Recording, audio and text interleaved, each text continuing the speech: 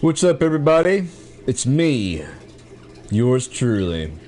I'm getting ready to play some Atari 50th anniversary celebration. Yeah. But I'm an old school type of person and I love fucking retro gaming, so I also love so much other shit, so I stream a lot of things on my YouTube channel. So it's been a while since I've streamed something that I really enjoy. But here I am. And here we go. I heard that there's actually supposed to be some unlockable games, so let's try it out and see what happens. Arcade Origins, The Birth of the Council, High and Lows, The Dawn of PCs, the 1990s and beyond. Let's do it. Have you played Atari today? Welcome to Atari 50. Begin your interactive journey through Atari history below, or jump straight to the game library at any time by pressing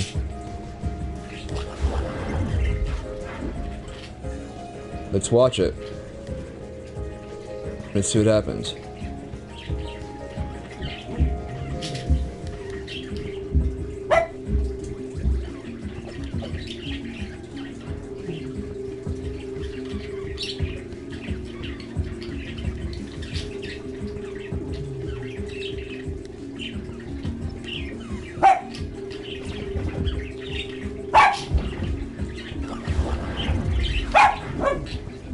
What?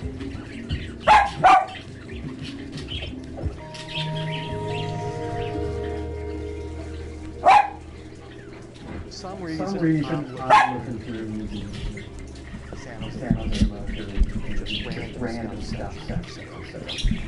And I see world's first video game computer space. No price, just call. I'm like, wow, I'm pretty interested in this. So I called the guy. I said, so you got a computer space? Yeah. He goes, yeah. First game ever. Okay, great. What color is it? And he goes, well, what color do you want? I'm like, wow, this is getting very interesting, because who has a whole bunch of computer spaces and who would know that they came in all these different colors? He goes, I got a yellow, a solid blue, metal flake blue, and metal flake red. And he goes, a whole bunch of other games too. Okay, great. Want to come up and see them. These were in a Quonset hut on a sunflower seed farm off of Highway 80 in Dixon, California, halfway between, the Bay Area and Sacramento. And these things hadn't been moved in, probably since 1975. And so I got in touch with Nolan and showed him the pictures and scratched his head, and then like a light bulb went off in his head. He goes, these were Ted Dabney's. These were Ted Dabney's units. This was his route. When he left, he took a route that we had, and he goes, this yellow one's the first one. He goes, I know it. That yellow one is the very first one. I kept the first one, which is a beautiful yellow computer space, and I kept Pong number 46. And we got the rest of them running and working as good as we could. We got it all for $5,000. I don't regret the purchase one bit. Not for a minute.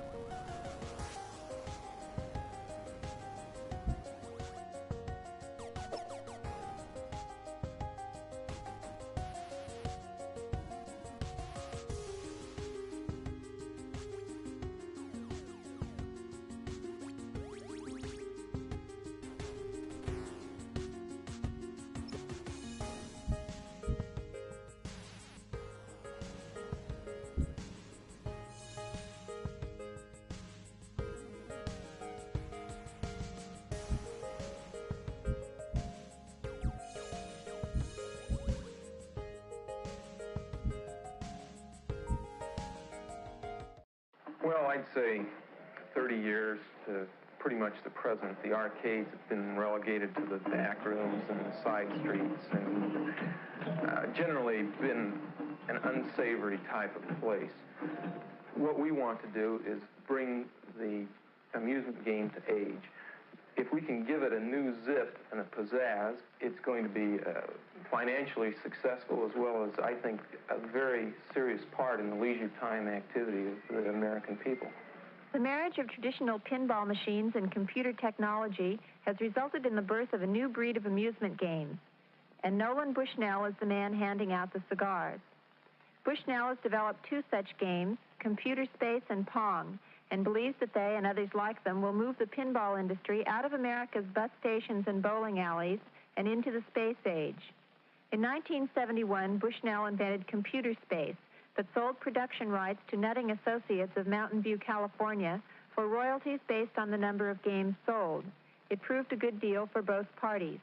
Sales already exceed 1,500 machines. Computer Space, like Pong, sells for around $1,000 and is played on the screen of a standard television set, which has been programmed to display the desired game. In Computer Space, the player controls a rocket ship, which is trying to shoot down enemy flying saucers while avoiding their missiles.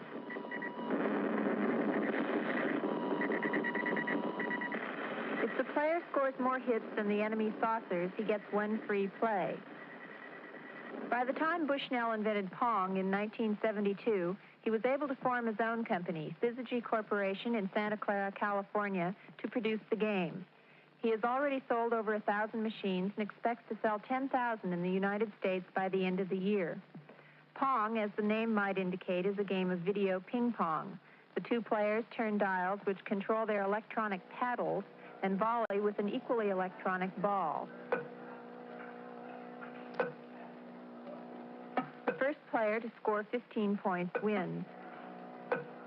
While Bushnell did design and program both his games, the technology he uses dates back to the late 1950s.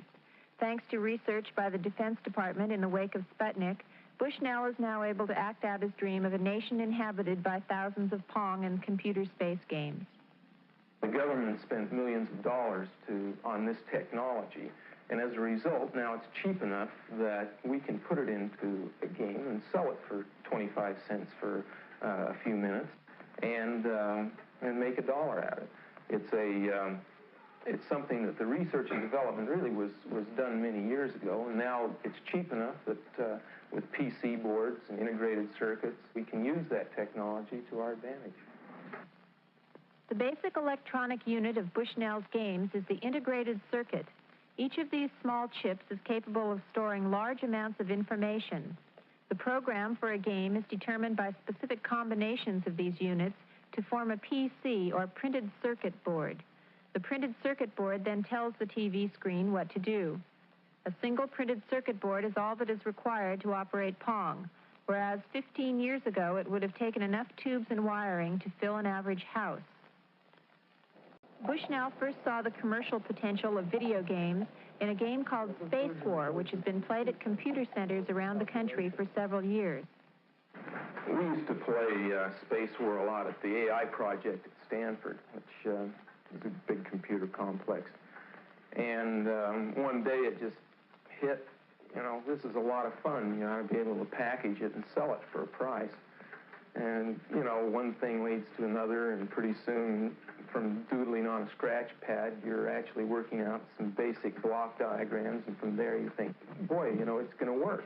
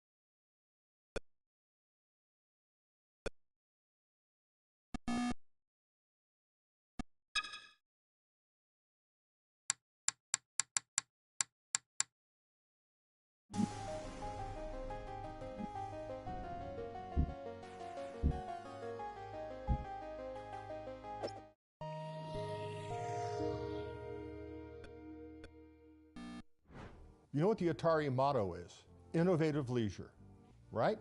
Well, it didn't say innovative arcade games. It didn't say innovative video games. It said innovative leisure. It was broad from day one. I mean, Nolan always had a consumer game in his mind because that's what he hired me to do. And I wound up doing the wrong thing and making a hit coin-op game, right? When I was at Ampex, I learned how to make sync generators, synchronizing, the basic fundamental circuit necessary to get a TV signal, because we had to generate an analog signal. So you do that, and you get the ball at one speed, and you put paddles up, and it's a very, very boring game. And so I added the speed up, and I added the angles off of that, just, you know, to make it playable, interesting. And so it started getting a little interesting. That's cute. And Nolan said, well, it's got to have score. We had a pretty good game, and hey, great. So what are you going to do for sound? I go, sound? I'm already over budget. What am I going to do? Nolan said, well, I want the sound of a roar of a crowd of thousands applauding your win. And Ted said, I want boos and hisses. And I'm thinking, how do I do that? Listen, I got video. I got the goddamn game up. Now you wanted me to do this. I'll be right back. So I pissed around for a day and poked around sounds that already existed in the vertical sync generator and gated them out with the 555 timer. I love it. Years later, the sound is so well thought out, so appropriate. It was like, are you kidding me? It was just, you know, just thrown together in spite of what the boss said. And so that was how Pong came to be.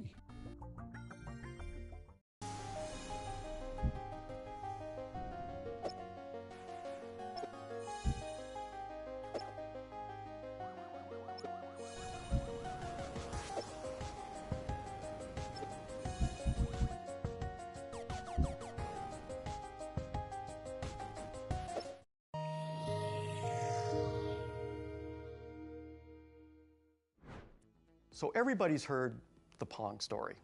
Probably everybody's heard the Pong story, but I've heard it many times, and from Al Alcorn himself, who designed Pong. So, the story I've heard is that they installed one of the first Pong machines in a tavern and let people play it as a test. Put it out into an arcade and see if it makes money. I mean, that's the market research. My understanding was Ted built a cabinet, a tabletop, simple cabinet over the weekend. And a coin mech bolted to the side of the cabinet, tabletop type of big thing was sit on a barrel.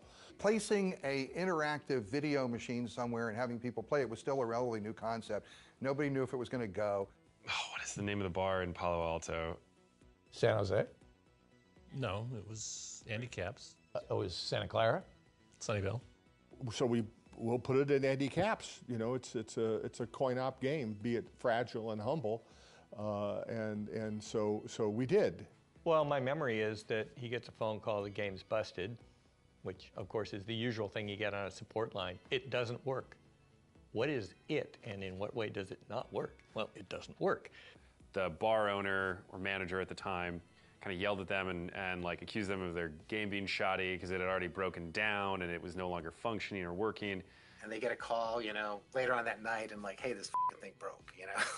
Come and pick up this piece of shit game and get it out of here. You know, this thing broke. You know, I'm not going to waste my time fixing this crap. But anyway, the machine, we got the word that it stopped working, and I figured it could be anything, and I'd go out there and take a look at it. And so I went to the machine, and the first thing you do is you want to try to play the game, because the machine was on in a tracked mode, so it was working, but you couldn't start a game.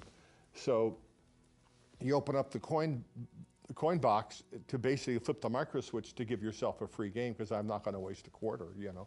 And so they went down to see what's wrong with the machine to fix it, and what they found out was that it wasn't broken. It was just that so many people had played it, they'd filled the coin box with quarters, and it was jammed, and it couldn't take any more.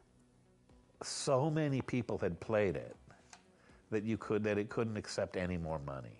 The game is broken because it's stuffed so full of quarters. Completely stuffed with quarters. And it was a small, I remember it was kind of small, if I remember. It was a small space. It just filled up with the quarters, and it wouldn't take it. When I opened up the coin mech, you know, all these quarters just gushed out. So, whoa, that's impressive. It's the equivalent of like crashing a server. When you launch a new website and it's so popular. So they crashed the server on Pong. And one of the other reasons it was also so popular is because you could play it with one hand while you're still holding a pint in your other hand. And that also was one of those things that, you know, eventually many, many years later led to the rise of the fun barcades that we have, you know, and we can enjoy now.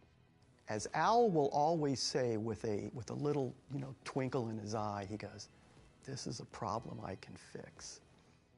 Basically, the way it worked was you take the money, the deal you have, and you split the take with the owner of the bar.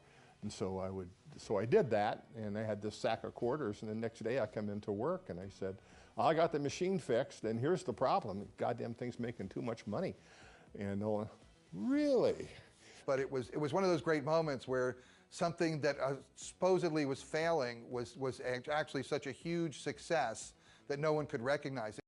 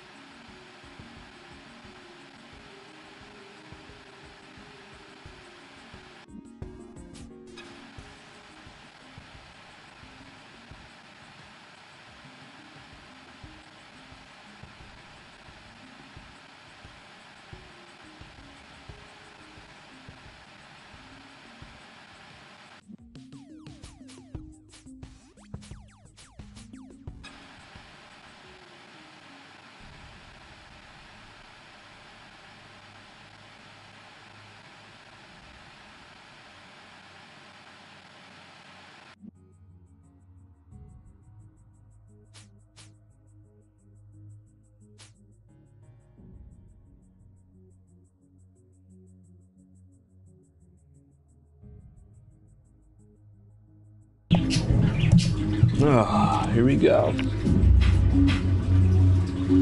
I love this game growing up.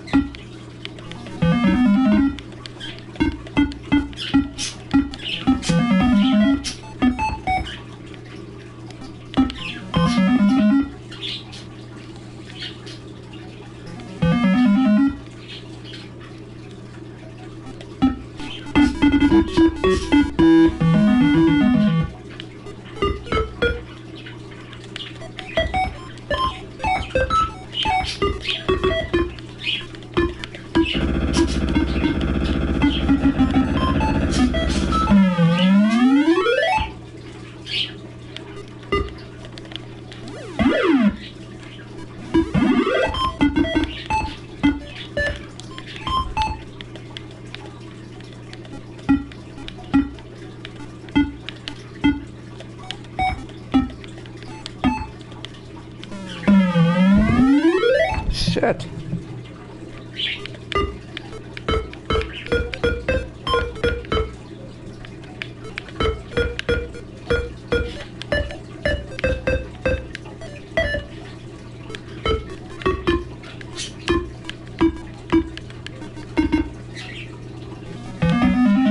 Shit.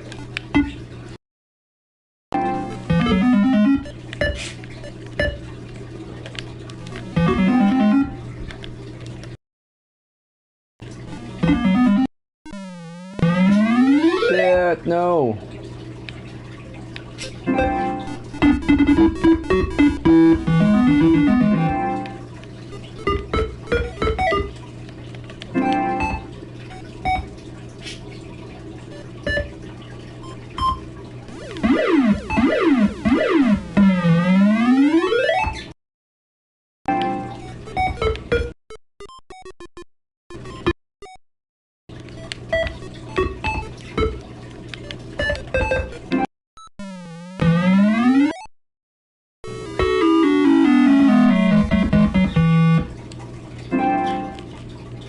I've been like a lot farther than that before.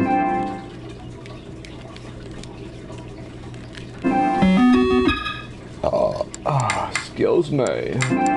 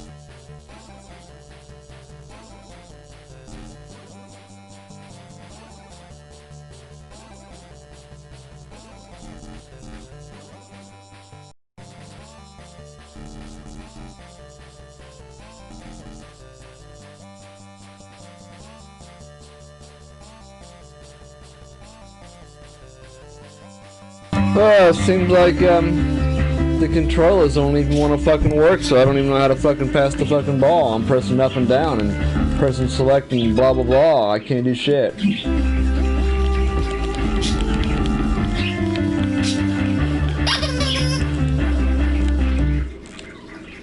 Fuck.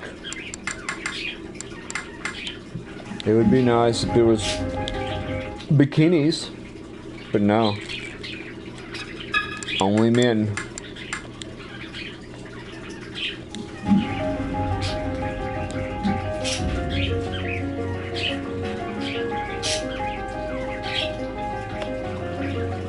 Super asteroids in this command.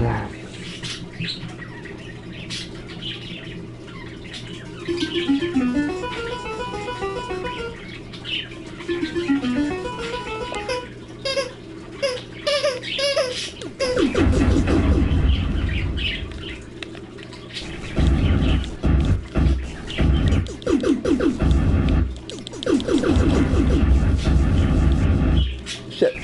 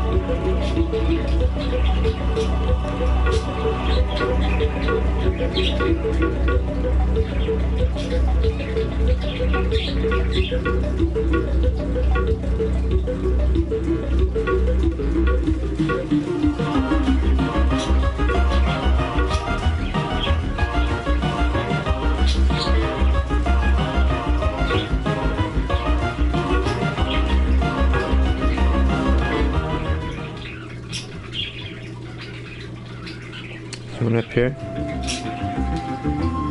Come on, baby. You want up here? Oh, this is like Mario Kart. What? On my way. Did it already glitch or something?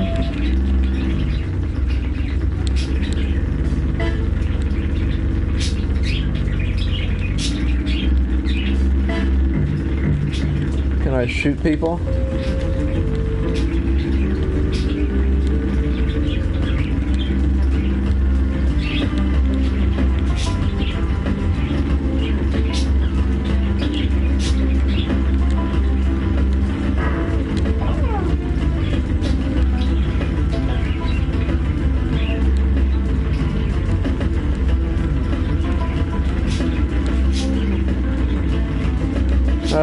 boring as shit. I can't even shoot nobody with the fucking turtle fucking nothing.